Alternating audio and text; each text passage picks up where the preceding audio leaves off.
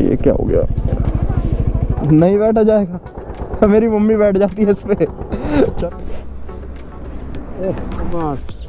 ये लीजिए। हाँ ठीक है। और देखो कितनी अच्छे से खा गीदड़, शायद पता नहीं आप देख भी पा रहे हो या नहीं। तो हे गाइस, कैसे आप सभी लोग? तो आशा करता हूँ आप सभी लोग बहुत बढ़िया होंगे। और सुबह का करीब 7 साढ़े 7 बजे है और हम निकले एक छोटी सी राइड पर। और मौसम में बहुत ठंड हो रही है क्योंकि ठंड का टाइम चल रहा है। और आज हम जाने वाले हैं मेरठ हम जाने वाले हैं। लेकिन एक इसमें ट्विस्ट है क्योंकि मेरठ हम मेन रोड से नहीं जाने वाले, हम जाने वाले हैं अंदर के रास्ते से। हर मेन रोड पे पूरा मेट्रो का काम चल रहा है पर बहुत जाम भी रहता है, तो वहाँ से जाना कोई समझदारी नहीं है। तो इसलिए हम जाने वाले हैं थोड़ा अंदर के रास्ते से, पर थोड़ा सा रास्ता सा खराब है। तो ये है वो रास्ता जो गांव होकर जाता है सीधा मुरादनगर की नहर पे। वहाँ पे थोड़ा ट्रैफिक भी कम ही रहता है, तो इसलिए हम इस रोड से जाने वाले हैं। ये क्या हो गया? हाँ जी, बहुत ऊंची है। कोई नहीं, आराम से बैठ जाना, पहुँच जाओगे। नहीं बैठ पाओगे? अगर जो बैठ सकते हो तो देख लो, आराम से बैठ जाना, कोई दिक्कत नहीं है। मेरी मम्मी भी बैठ जाती है इस पे। इसमें इस पे पैर रख लो, कोई दिक्कत नहीं है। इस पे पैर रखो, आप बैठ जाओ आराम से। नहीं बैठा जाएगा, मेरी मम्मी बैठ जाती है इस पे। चलो कोई बात नहीं, कोई और आ जाएगा उससे लिफ्ट मांग लेना। हमें एक आंटी मिली, लेकिन क्या है कि मेरी बाइक थोड़ी सी ऊंची थी तो उन पर बैठा नहीं गया, तो बड़ा अफसोस है। पता नहीं उन पर क्यों बैठा नहीं गया, क्योंकि मेरी मम्मी एज में भी शायद इनसे ज़्यादा होंगी और वेट में भी, फिर भी वो बाइक पे बैठ जाती है। लेकिन कोई बात नहीं, हो सकता है आदत ना हो। मम्मी को तो आदत है इस पर बैठने की। मैंने कोशिश भी की उन्हें बैठाने की, लेकिन आखिर वो बैठ नहीं पाई, तो हमने ज़्यादा ज़बरदस्ती करी नहीं उनसे। फ़ायदा नहीं है क्योंकि किसी के चोट लग जाए। बट कोई नहीं, हम अपनी राइड को कंटिन्यू करते हैं और आगे चलते हैं, देखते हैं और रास्ते में हमारे साथ क्या क्या होने वाला है। क्योंकि सुबह का टाइम है और मौसम में हो रही है बहुत ज़्यादा ठंड।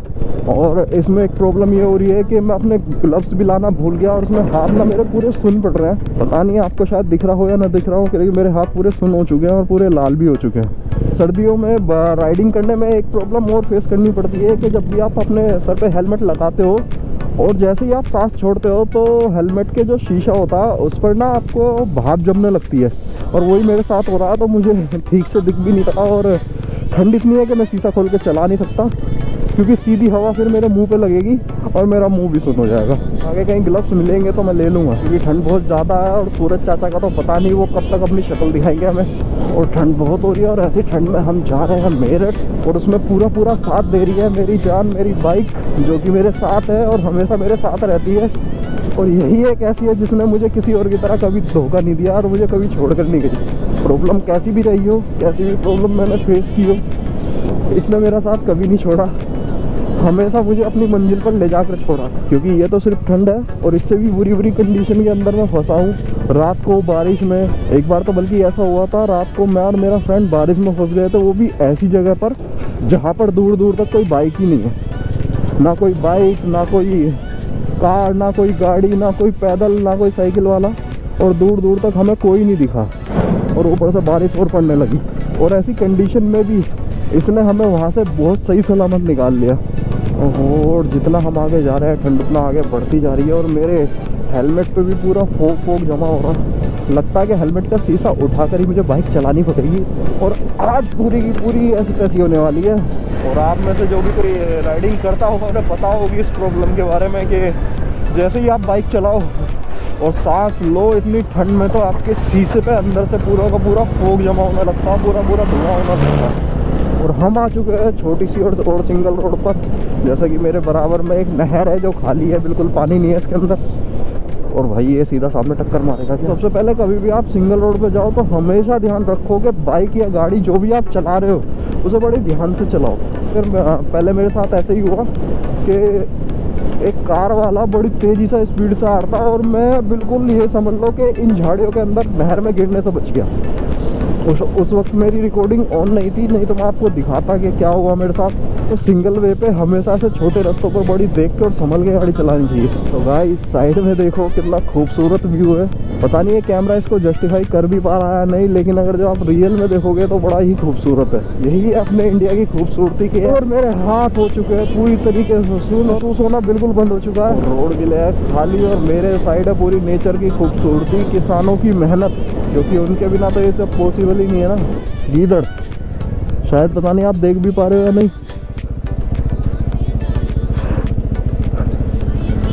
वो गीदड़ भग रहा है खेतों में।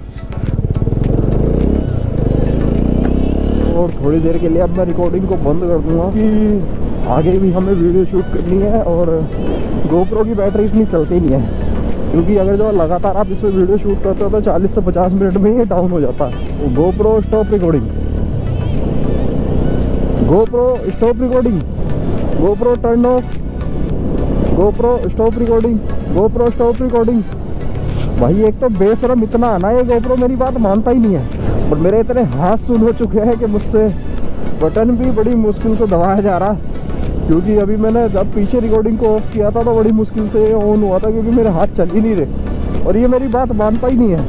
किसी दिन इसे नाले में फेंक आऊंगा किसी बेशर्मों की तरह। अभी भी रिकॉर्डिंग करे ही जा रहा, करे ही जा रहा। बंद हो जा भाई, अब तो मान ले, बंद हो जा यार। Stop recording, GoPro stop recording. मैं भाई तुझसे ही बोल रहा हूँ, और कोई दूसरा गोप्रो नहीं है मेरे पास, इकलौता तू ही है भाई। आज से ही बंद करनी पड़ेगी और हाथ मुश्किल से काम कर रहे हैं। तो गाइस देखो क्या ही सुंदर नज़ारा है। और मुझे नहीं पता शायद आप देख पा रहे हो या नहीं, क्योंकि इसमें दिख रहा है या नहीं, सामने काफ़ी सारे मोर बैठे हैं। यही अपने गांव देहात की साइड देखने को मिलता है। ऐसे नज़ारे हमें शहर में नहीं मिलते। काफ़ी सारे मोर हैं। मैं उनके पास जा नहीं सकता, क्योंकि अगर जब मैं उनके पास गया भग जाएंगे और मैं जा भी नहीं पाऊंगा, क्योंकि बीच में एक ये नहर टाइप बना हुआ। तो शायद मैं तुम्हें शायद जूम करके दिखा पाऊँ। और गाइस नज़ारे देख रहे हो आप, देखो सरसों का, ये पूरा सरसों का खेत है। सरसों का साग, सरसों का तेल इन्हीं से बनाया जाता है सब। होप करता हूँ कि आपको ये सब चीज़ें पसंद आती होंगी। और ये देखो नहर, छोटी गंग नहर इसे कहा जाता है। कैसे दे भैया? 1 दर्जन दे देना, 1 दर्जन। गया हूँ भैया से थोड़े से केले लेने, बेजुबान है और इन्हें खाने को यहाँ जंगल में कुछ नहीं मिलता। तो जब भी आपको ऐसी कुछ जगह दिखाई दे तो इनके लिए कुछ खाने के लिए ले लेना। और देखो कितने अच्छे से खा रहा है, क्योंकि मंदिर के पास या शहरों में इनको खाने की कोई कमी नहीं होती, क्योंकि यहाँ लोग बाग खूब खिलाते हैं। लेकिन यहाँ जंगल में सिर्फ आने जाने वाले ही इन्हें कुछ खिला पाते हैं। ये बड़े मासूम होते हैं, तो इनके लिए ज़रूर कुछ खाने के लिए ले लेना। तो गाइस देखो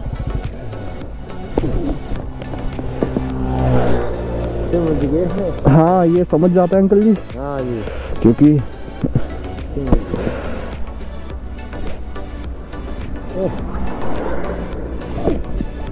हाँ दे रहा हूँ बेटा, दे रहा हूँ। देखो ये तो मेरी ये ऊपर ही ना आ जाए आपके पास, ये लीजिए, आगे दूरी फेंक दो। हाँ हाँ, मुझे गलती से छोड़ने पड़े, क्योंकि ये झपट्टा मार देते हैं। थोड़ा सा संभल के रहना पड़ता है। और क्या, अब मैं एक एक देता तो वो मुझ पे झपट्टा मार देते हैं। हाँ जी हाँ, वही है। बस मुझसे थोड़ी सी ये गलती हो गई कि मैंने सारे इकट्ठे रखे थे और मैंने सारे छोड़ने पड़े, क्योंकि वो सब इधर उधर बाइक से चढ़ गए थे मेरे ऊपर। और मेरे पीछे एक अंकल जी भी बैठे हुए हैं, जिनको मैंने रास्ते में लिफ्ट दी थी। और मैं ये नहीं चाहता था कि कुछ हादसा हो जाए उनके साथ या मेरे साथ, क्योंकि मदद करो लेकिन अपनी सेफ्टी भी बहुत ज़रूरी है। बाकी मैंने छोड़ दिया, वो आपस में अब जैसे भी है खा लेंगे। चल ठीक है, मेरी बाइक पे ही बैठ गया था, लेकिन आज थोड़ा सा अग्रेसिव मोड में थे सारे के सारे, तो मुझे छोड़ना पड़ा। क्योंकि अंकल जी थोड़े से एजिड हैं जो मेरे पीछे बैठे हैं, और उनको कुछ झपट्टा मार देता, कुछ हो जाता, प्रॉब्लम हो जाती, तो कहीं ना कहीं उसका जिम्मेदार मैं ही होता। और मैं ये नहीं चाहता था, तो मुझे मजबूरी में वो केले छोड़ने पड़े। अब वो जैसे भी है खा लेंगे। निकल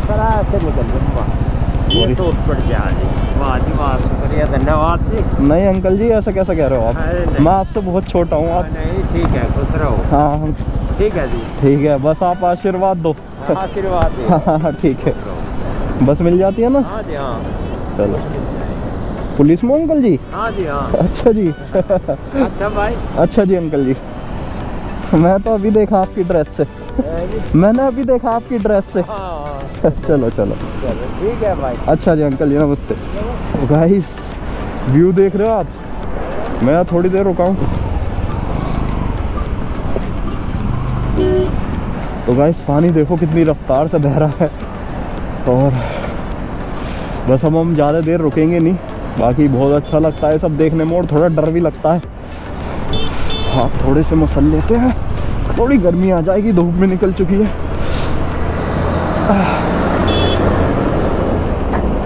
तो अंकल जी ने काफ़ी आशीर्वाद दिया है, और ये हम छोटों के लिए बहुत ज़रूरी है।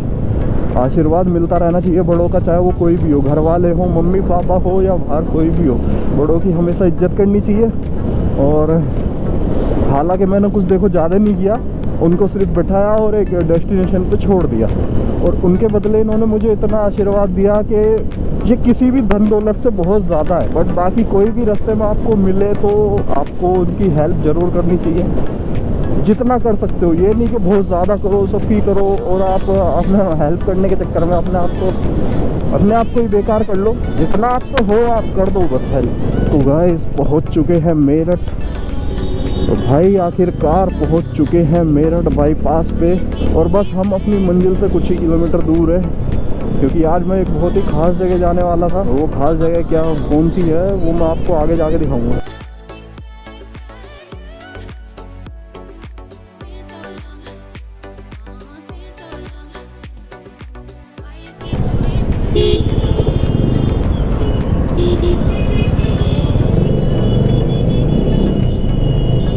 ये हम पहुंच चुके हैं मेरठ कैंट, मेरठ की सबसे सुंदर जगहों में से एक जगह पर।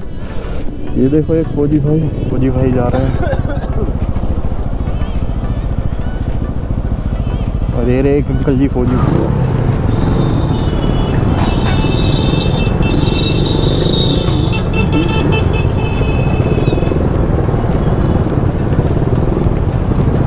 पेट्रोल ठंड से लड़ते लड़ाते हम यहाँ पहुँच चुके हैं मेरठ में, और मेरठ कैंट में पहुँच चुके हैं। और यहीं मुझे आना था थोड़ी देर पास में, और वो जगह भी मैं आपको दिखाऊंगा जहाँ पर मुझे जाना था। तो गाइस ये है वो जगह जहाँ मुझे आना था, और पूछ लेता हूँ भैया मंदिर खुला हुआ है? खुला हुआ मंदिर, जा सकते हैं? शुक्रिया। अच्छा